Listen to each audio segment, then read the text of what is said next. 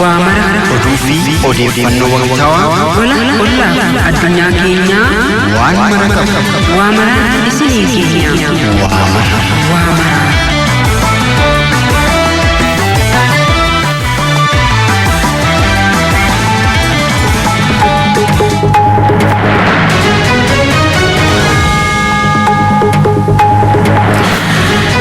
Radio Bungutti Sanagana Gini Barara Gifatotin Hari Gurandala Didam Sadet Barkumla Mafi Kudaja Ganama Kesa Saati Toko Taijra Obin Femi Finfinese Galtami Lama Tuka Sadira Wamara Kenna kan Hag Saati kan Rakasun Haga Saati Lama Sokolinturu Jal Kabijra Wamara Kennani Udufo de Fanno Garagara kan Biya Kesa kan Biyala Uduwan Gaggawa Bob Kasmasi Balbalomi Sinbran Gaka Wolinturu Ta Wamara Radursun Jaldi Sabakasagam Wamara Kenna Udu Gaggawa Bon Jalkaba Mootummaan jijjiirama kennaa ijaarsa diinagdee magariisa rakkoo jijjiirama qilleensaa dandamatu dhimma ijoo tolchuunis socho'aa jiran pirezidaantii mootummaa naannoo Oromiyaa Abshimallis Abdiisaa milkaa'ina isaatiif illee hojiilee eegumsaa fi kunuunsa qabeenya uumamaa irratti bal'inaan bobba'ee jira jedhan.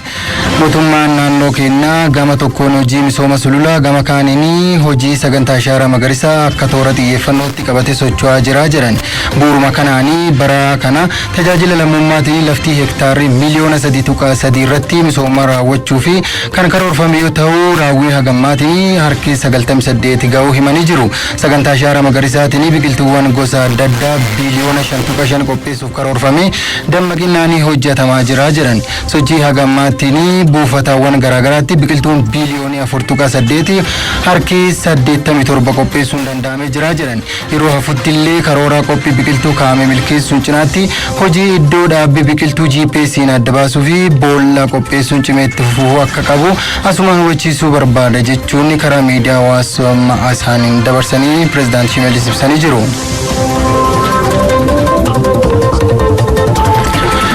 Milkaa'inni karoora ijaarsa dhaabbataa kan milkaa'u hirmaannaa murteessaa dubartoota miseensota raayyaa ittisaan ta'u ajajaan olaanaan humna qilleensaa Leetinaal Jeneraal Yilmaa Mardaasaa ibsanii guyyaan dubartoota addunyaa mata duree qabsoo dubartoota nageenya fi haqaa fi jedhuun kabajamee jira.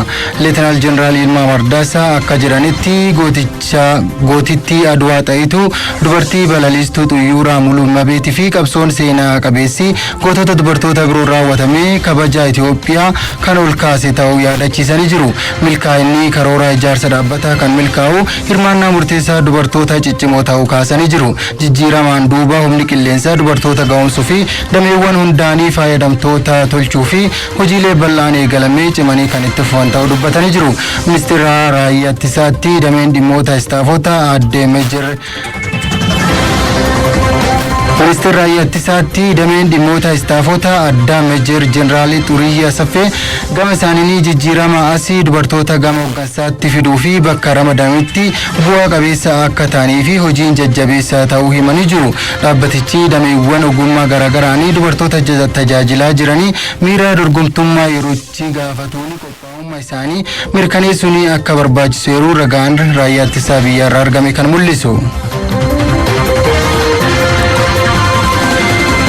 Galmeewwan oliyyannoo 56 mana maree federeeshinii fi akka dhiyaatan walitti qabaan koree dhaabbii hiikaa heera mootummaa fi hordofii raawwii murtee mana marichaa Dr. Sammaa Xurunaa ibsanii korichi galmeewwan oliyyannoo dhiyaatan qoratee jira.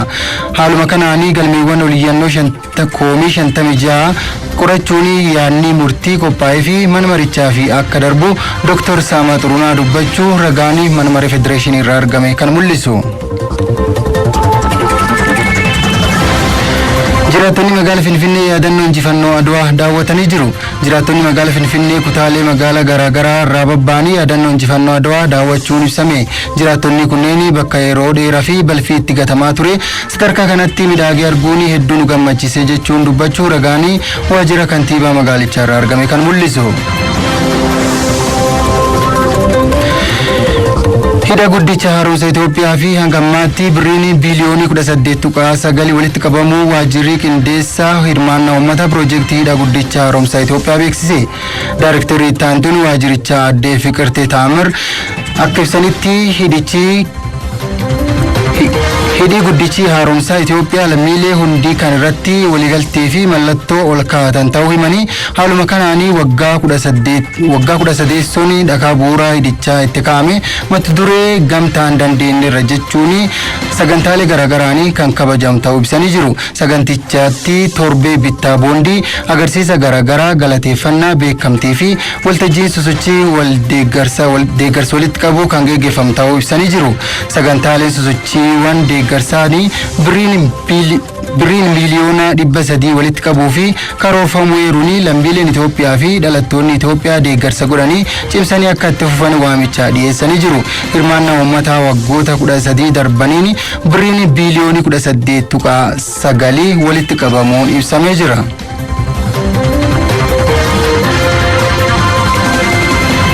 Sadarkaa pireezidaantii Itaanaatti qindeessaan kilaastera misoomaa magaala Oromiyaa Abmas Malaakuu magaala Shaggaritti hojiilee misoomaa garaagaraa daawwatanii daawwannichi irratti kantiibaan bulchiinsa magaalittii Dr. Tashooma Addunyaa fi hooggantoonni biroo argamanii jiru. Haaluma kanaan kutaa magaala Sabbataatti hojiiwwan misooma garaagaraa fi tajaajila hawaasaa fi kennamaa jiru daawwatanii jiru.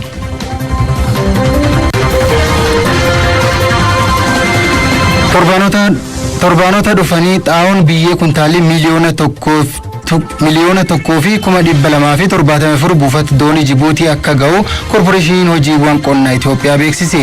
Xaa'oon biyyee bara oomisha 2016-17tti bitaman keessa dooniin yuuriyaa kuntaala 500 fi 10,000 fe'ee buufata Jibuutii ga'uun eeramee jira. Hanga ammaatti xaa'oon kuntaalli miliyoona 9 fi 300 fi 95 fi 606 buufata ga'uu ragaan korporeeshinicha irraa argame kan mul'isu. Kanneen keessaa kuntaalli miliyoona 8 fi 733 fi 403 biyya keessatti geejjibsiifamuu gama waldaalee bu'uuraa qonnaan bultootaa fi dhiyaachaa jiraachuun ibsamee jira. Torbaanota dhufanii lamaanitti xaa'oon NPS kuntaalii 800 fi 34 fi yuuriyaan kuntaalii 400 fi 40 waliigalaan xaa'oon kuntaalii miliyoona 1 fi 200 fi 74 buufata doonii Jibuutii akka ga'u himamee jira.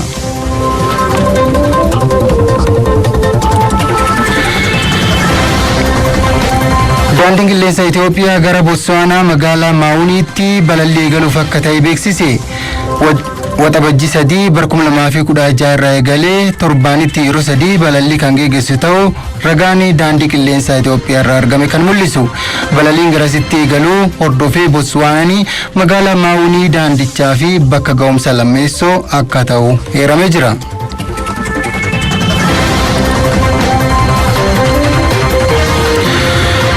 Embaasiin Itoophiyaa Aljeeriyaatti argamu agarsiisa Oraan Investii bittootessa 4-7 bara 2024 akka lakkoofsa warra Faranjiitti Aljeeriyaa Oraanitti qophaa'e irratti hirmaachaa jiraachuun himame. Agarsiisa kan irratti Aljeeriyaatti ambaasaaddarri Itoophiyaa Nabiyaat Geetachoo carraa investimentii fi hojii riifoormii diinagdee Itoophiyaa keessatti hojjetamaa jiru irratti dureeyyii Aljeeriyaa fi ibsanii jiru. Ibsa kana irratti kaampaaniiwwan 20 olii hirmaachuunis eeramee jira. Itoophiyaan hariiroo daldalaa fi investimentii Aljeeriyaa waliin qabdu guddisuu fi hojjetamaa jiraachuun himamee jira.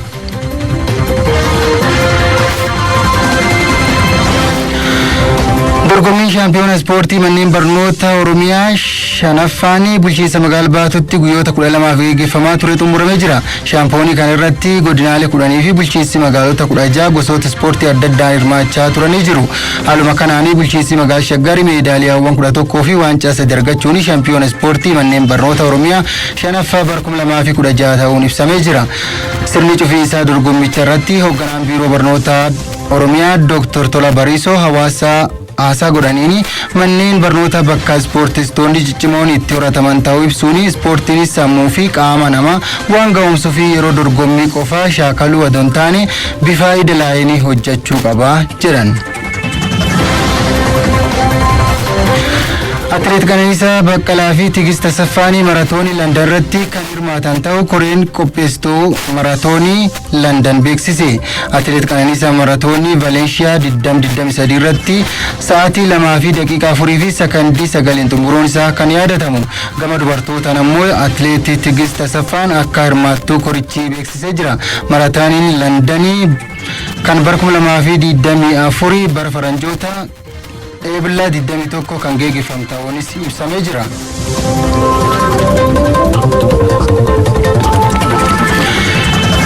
Oduu maddeen alaa irraa arganneeni manni murtii akka idil addunyaa yakkoota waraana Yuukireen irratti raawwatamanii walqabatee ajajoota olaanoo waraana Raashiyaa akka to'atamanii fi ajaja baasee jira. Manni murtichaa maqaa eeruun Leetinaal Koloneel Sargee Kaabilaashii fi ajaja humna galaana biyyattii Admiraal Sokolov ta'uun ibsanii jiru. Waraana Yuukireen walqabatee aangawoonni Raashiyaa irratti ajajni to'annoo mana murtichaa yoo ba'u kun kan lammaffaa ta'uun ibsamee jira. Ajajni jalqabaa kan pirezidaantii Vladimir Putin akkasumas qondaala mirga daa'immanii biyyattii irratti ta'uun kan yaadatamu. Ajajni ajajoota waraana Raashiyaa irratti ba'ee waraanni isaanii hooggananii haleellaa bu'uuraalee anniisaa Yuukireen irratti raawwatamee fi itti gaafatamoo ta'uu ragaa argachuu beeksisu BBC'n kan gabaase.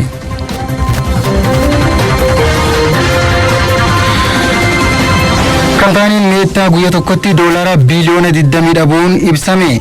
Guyyaa dheengaddaa kampaaniin Meettaa jalatti kan bulanii fuulawwan miidiyaa hawaasaa Facebook, Messenger fi Instagram Threads jedhamanii haga sa'aatii tokkoof guutuu addunyaa irratti addaan cituun isaa ni yaadatama. Bu'uura kanaanii kampaanichi maallaqa doolaara biliyoona 20 dhabuu beeksisee jira. Sababa kanaanii maamiltoonni tajaajila kampaanii kanaa addunyaa irraa jiran jalas gabaa aksiyoonaa gad bu'uu akka ta'e eeramee jira. Seenaa Facebook keessatti yeroo dheeraa akkasii rakkoon adda cituu mudatee hin beekus jedhamee jira. Kanaanii gatiin gurgurtaa aksiyoona kampaanii Meettaa harka 7.7 gad bu'uu isaa eeramee jira. Waliigalaanii sa'aatii tokko addaan citee ture keessa doolaarri biliyoona 20 akka dhabamee himamee jira. Qabeenyi kampaanii Meettaa tiriliyoona 1.2 yeroo ammaa akka ga'e Aljaaziraattu gabaase.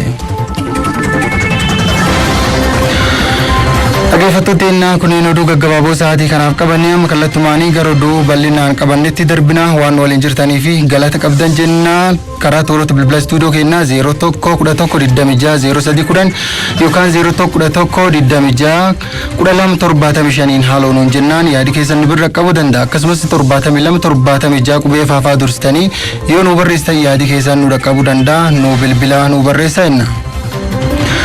Oduu bal'inaan qaban kan jalqabaatiin oomishaa fi oomishtummaa qonnaa dabaluu fi hojiin hojjetamaa jiru qaala'insa gatii hir'isuun alergii dabaluu keessatti gahee olaanaa qabaa jiran ministeerri muummee ittaanaa Obbo Tamasgeen Xurunaa. Obbo Tamasgeen Xurunaa raawwii hojii kurmaana lammeessoo bara 2016 ilaalchisuun ibsa kennanii jiru. Ibsa kana iftuu mulaatu akkana qindeessite. Gama raawwii hojii mana maree ministeerotaa kurmaana lammaffaa bara 2016 irratti dhimmoonni garaagaraa ilaalamu ministeerri muummee ittaanaa Obbo Tamasgeen Xurunee ibsaniiru. Gama bulchiinsaa faqaan jijjiiramni fooyyee jiraachuu eeruun keessumaa ministeerri nageenyaa hawaasa hirmaachisuun konfiraansii nageenyaa qopheessuu fi barreeffamoota qorannoo dhiyeessuun hojiin ji'oottan 6 darban keessa hojjetame gaarii ta'uu ibsaniiru. እንደ ሀገር እንግዲህ በሶስት ዘርፎች ነው አጠቃላይ ግምገማውን እያደረግን ያለ ነው። ወልማ ገላን አከ ብያቲ bakka saditti qooduun gamaaggamaa jirra. Tokkoffaa damee bulchiinsaa fi haqaa gamaaggamneerra. Kabiroon damee hawaasummaa fi diinagdeeti. Gama bulchiinsaa fi haqaan jijjiiramni jiru gaariidha. Dhaabbilee fi hojjettoonni damee kanarratti bobba'an naamusa ogummaa fi gahumsa barbaadamu akka horatan taasifamuu isaanii gamaaggama taasifameerra hubanneerra. Ministeerri nageenyaas hawaasa hirmaachisuun konfiraansii nageenyaa qopheessuu fi barreeffamoota qorannoo dhiyeessuun hojii gaarii hojjechuu isaa ilaalleerra. Hojiiwwan gama hawaasummaan hojjetamanis gama kana keessatti kan ilaalaman yoo ta'u hojiin seektarri barnootaa fi fayyaa hojjechaa jiran muuxannoon kan irraa qooddatamu ta'uu Obbo Tamasgeen ibsaniiru. ከማህበራዊ ዘርፍ አኳያ እንግዲህ በተለይ ትምህርት፣ ጤና gama hawaasummaan seektaroonni akka barnootaa, fayyaa fi kanneen biroon ilaalamaniiru. Hojiin sirna barnootaa fooyyessuu fi manneen barnootaatti nyaata barattootaaf qopheessuu fa'aas ilaalleerra. Gama fayyaatiin hojiin dursanii dhibee ittisuu, buufataalee fayyaa haaraa ijaaruu fi bakkeewwan rakkoon nageenyaa turetti hojii deebisanii ijaaruun wal qabatee raawwiin jiru gaariidha. Kun cimeetti fufuu qaba.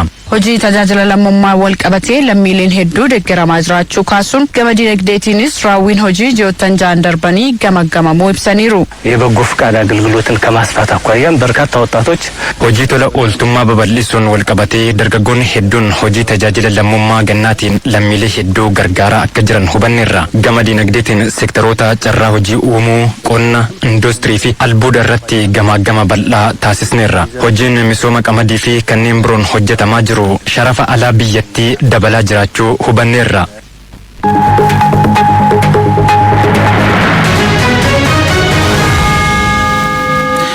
Inishiyatiivota mootummaa wabii nyaataa mirkaneessuuf karoorsi mirkaneessuu fi magaalaa Shaggarii hojii fakkeenyummaa qabu hojjetaa jiran sadarkaa pireezidaantii ta'anii qindeessaan kilaastera magaalota Oromiyaa Abbe Masfin Malaaku gareen Abbe Masfin Malaakuun durfamu hojiiwwan misoomaa kilaasteroota magaalaa Shaggar daawwatanii jiru. Asfalammaa akkanatti qindeesse. Akka sektara magaalaatti galmoota bu'uuraa furuuxineessuun milkaa'ina isaaf xiyyeeffannoon hojjetamaa jira. Wabii midhaan nyaataa mirkaneessuu, interpiroonarii dagaagsu, bu'aawwan hojii ogummaa irratti kan xiyyeeffatanii fi kenniinsa tajaajilaa fooyyessuun isaan ijoodha. Magaalaa Shaggaritti inishitiivoonni kunneen sadarkaa pireezidaantii itti aanaatti qindeessaa kilaastera magaalota Oromiyaa Obbo Masfin Malaakuu fi gaggeessitootaan daawwatamaniiru. Kantiibaa magaalaa Shaggar Dr. Tashoomee Addunyaan inishitiivoonni qonna akka magaalaa Shaggaritti hooggansa olaanoo wajjin ilaalamaniiru jedhan. Kilaastera 3,600 caala ijaareerra. Kilaastera sheedii 3,600 sheedii kilaastera 1,700 caala hojjenneerra. Qamadii boonaa hektaara 60,000 caala hojjenneerra. So kun maal carraa uumetti fakkaate magaalli madda dinagdee akka ta'e agarsiise. Kun immoo sadarkaa hooggansa olaanaa irratti yeroo baay'ee kallattiin kun nuuf kennama ture. Amma sagantaa irraa kana isaaniif agarsiisudha. Kuni seenaa magaalaa Oromiyaa keessatti magaalli hangam madda dinagdee akka ta'u kan agarsiisne. Obbo Masfin Malaakuun inishiyatiiviin mootummaan wabii nyaataa mirkaneessuuf akka mootummaatti qabatee hojii qabataman magaalaa Shaggar keessatti mul'ateera jedhan. Raawwisaa qofa otoo hin ta'in madaalliin itti madaalle immoo fayyadamummaa uummata keenya maaliin akkamitti mirkaneessaa jirra kan jedhu, lammaffaa carraa hojii akkamitti uumaa jirra kan jedhu, dabalataan immoo fooyya'insa jireenya waliigalaa laayivlihuudii kan jennu magaalaa keessatti qaala'insa jireenyaa wajjin wal qabatee ammam qabatamaatiin jijjiirama fidaa jiru kan jedhus seeraan ditteelii ilaallirra. Kana wajjin wal qabatee dargaggoota kana irratti gurmaa'anii jiranis dubbisuudhaaf yaalleerra. Dhimmoonni isaan kaasanii tokko tokkoras achirattis gara fuulduraatti maal jechuu kan irraa eegamus adda baasnee jirra jechuudha. Hojiin qonna magaalaa jijjiirama qabatamaa fidaa jiraachuu ibsaniiru. Raawwiin gaariin mul'ate hojii qormaata milkaa'inaa injifachuun akka danda'amu muuxannoo ta'eera jedhan.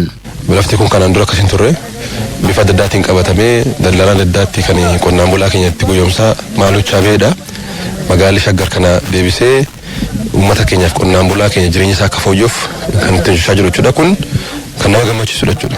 Keessumaa har'a inishiyatiivii nuni kan biraa kan ilaaluu dandeenye maa inni Shaggarratti kan analee gammachiise lafti har'a akka jirutti kutaa magaalaa keessa laalle inishiyatiivii irratti hojjetamee dargaggoonni keenya irratti gurmaa'anii carraa hojii uumanii jireenya isaaniitti jijjiiraa jiran hundisaa ijaarsa seeraan alaatiin bifa adda addaatiin qabatamee kan irratti lafti keenyas uummanni keenyas abbiibsaa turedha jechuudha. Soo sana jijjiirree deebisnee laficha deebisnee fayyadamummaa uummata keenyaatiif qonnaan bulaa keenyaatiif oolchaa jirra. Suni waan nama gammachiisudha jechuudha. Daawwannaa gaggeeffamerraas galmoota biroofis xiyyeeffannoon kennamuu akka qabu ilaalamuu dabalataan Obbo Masfin Malaakuun eeraniiru. Dhiyeessii hojii wal qabatee dhimmoonni ka'an jiru. Walitti hidhamiinsa gabaa wajjin wal qabatee keessumaa inishiyatiivii boojii irratti jalqabnee walii wal qabatee dargaggoonni gaaffii isaan kaasan jiru. Isa immoo akkana mootummaa naannootti steekholderoota adda addaa wajjin dubbachuudhaan akka furruus qabannee jira jechuudha. So ani daawwiin koo hanga yonaatti godhe baay'ee kan nama gammachiisudha. Garuu immoo deebinee galmoota keenya hundumaa wajjin wal qabatee hojiin tajaajila irratti hojjetamu akka nu hafu fooyya'insa guddaa akka nu barbaachisu gama kanaan uummata keenya tajaajila nuun kenninuuf sarviisii nuun kenninuuf deliver gochuu irratti ammas hojiin akka nu hafu kan biraas galii wajjin wal qabatee galii sassaabnu qabnu karoora keenya wajjin qabatee ammas hojiin akka nu hafu isarrattis deebinee akka hojjechuu dandeenyu qabnu ilaallee jirra. Garuu hojiin inishiyatiivii magaalaa irratti kilaastera magaalatti qabanne wabii midhaan nyaataa jalqabne bu'uura irraati Shaggar keessatti magaalaa Shaggar keessatti haala gaarii irra akka jiru abdii kan namaa kennu akka ta'e qabatamaatiin hojii jiru akkam fidaa jiru ilaallee jira jechuudha.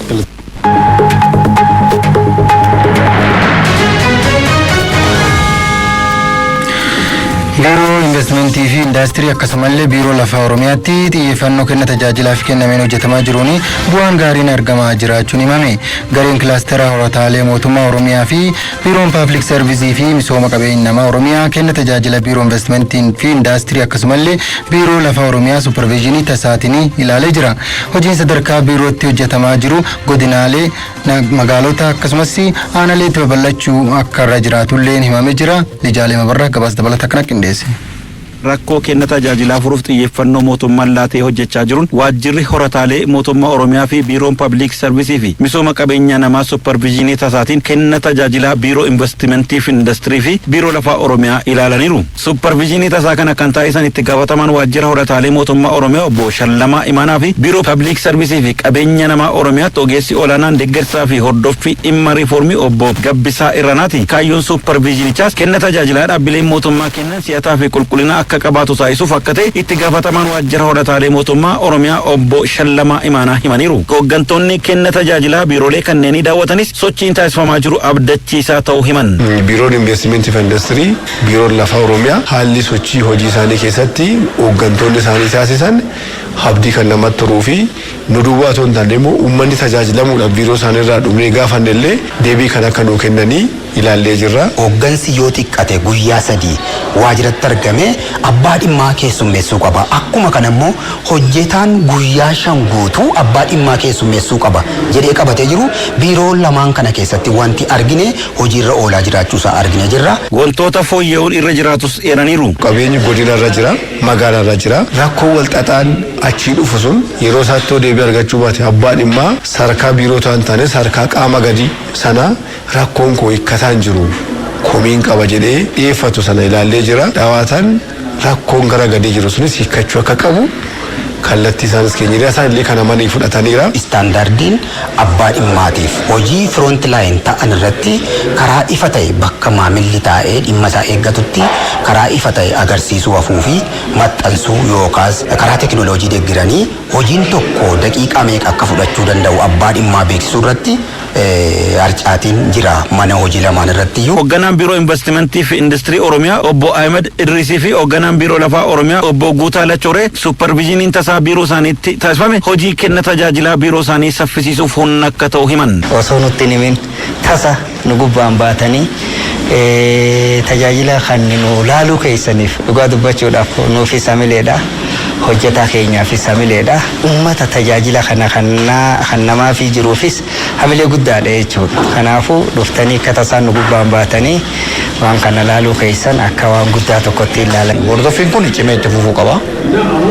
Akka biiroo keenyatti hamma danda'ameen teekinooloojiidhaan deeggaramneet kan hojii kana saffisuudhaaf kan yaalii godhaa jirru iftooma uumuudhaaf yaalii godhaa jirra.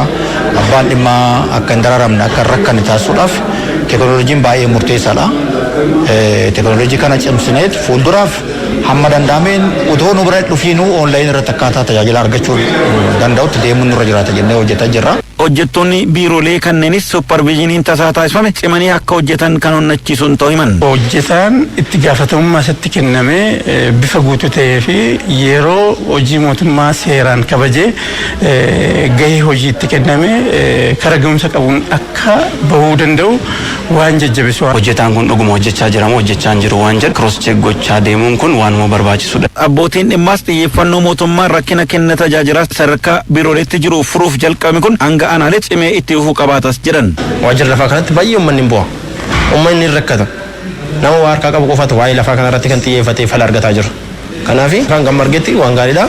Osoo gadi ba'ee falli kaa'ame. Namni aangoo qabu dhufee isaan jajjabeessu dhufee ilaalu maamilli illee gaafa isaan hin daawwatamu tajaajila si'ataa argachuuf baay'ee isaan gargaara kan jedhu qaba.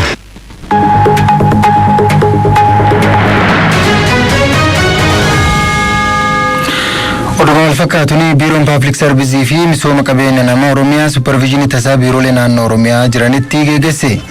Hojjettoonni fi hooggantoonni biiroo keessa ta'anii tajaajila kennuu irratti fooyya'insi kan jiru ta'uu hoogganaan itti aanaan Biiroo Paablik Sarvisii fi Misooma Qabeenya Namaa Oromiyaa Abdaamtoo Gammachuu himanii jiru. Roobee Abarraa. Biiroon Public Service fi misooma qabeenya namaa Oromiyaa supervisionii tasaa biiroolee Oromiyaa keessatti gaggeesseera. Biirooleen kunniin biiroo galiiwwan Oromiyaa, fayyaa, barnoota, daldalaa fi geejjiba yoo ta'an hordoffii yookiin supervisioniin tasa gaggeeffamu kun abbaan dhimmaa tajaajila qixa barbaadamuun akka argatuu fi bakka hanqinni jirutti tarkaanfiin akka fudhatamuuf yaadamee kan qophaa'e ta'uu hoogganaa taanaan biiroo Public Service fi misooma qabeenya namaa Oromiyaa obbo Daamxoo Gammachuu dubbataniiru. Supervisionii tasa biiroolee kanarratti gaggeeffameen hojjettoonnii fi hooggantoonni yeroon biirootti argamanii tajaajila kennuu irratti kan kanaan duraarra fooyya'insa kan qabu ta'us obbo Daamxoon eeru. Egaa kana dura kan jiru wajjin inni wal bira qabnee madaalle sochii gaariitu jira. Fooyya'insa guddaatu jira. Keessattuu ciminoonni gurguddoonni jennee kan laaluu dandeenyu hooggansi guyyaa kanatti baay'een isaa biiroo jira. Almost manneen hojii ilaallee keessatti sababa hojii addaa dirree paartii fi ergama addaa kan mootummaa kan paartii kan fudhataman irraa kan hafe hooggansi hundumtuu mana hojii jiru jennee fudhachuu dandeenya. Kun cimina guddaadha. Iddoo baay'eettis immoo hojjettoonni mootummaadha. Argamni isaanii kan durii karaa fooyyee qabuun sa'aatii ganamattis kaasee hamma sa'aatii kanaa sa'aatii laaqanaatti haalli argama isaanii fooyyee guddaa qabaa jechuudha. Haa ta'u malee seektaratti garaagarummaan kan jiru ta'uu fi kunis hordoffii hojjettootaa irratti harcaatiin kan jiru ta'uu himan. Attendaansii yookaan immoo sirna hordoffii hojjettootaas hoggaa laallu iddoo tokko tokkotti hooggansi mana hojii mootummaas attendaansii hojjettoota mootummaa laaluu dhabuudhaan hanqinni jira jechuudha. Hojjetaa dhufee fi hojjetaa hin dhufne akkasumas immoo hojjettoota mootummaa attendaansii irra hin jirre irratti tarkaanfii fudhachuu dhabu wajjin wal qabatee hanqinoonni jiran ilaallee jirra. Istaandardii hojiinis wal qabatee istaandardiin manneen hojii mootummaa keessatti akka bahee ilaallee jira.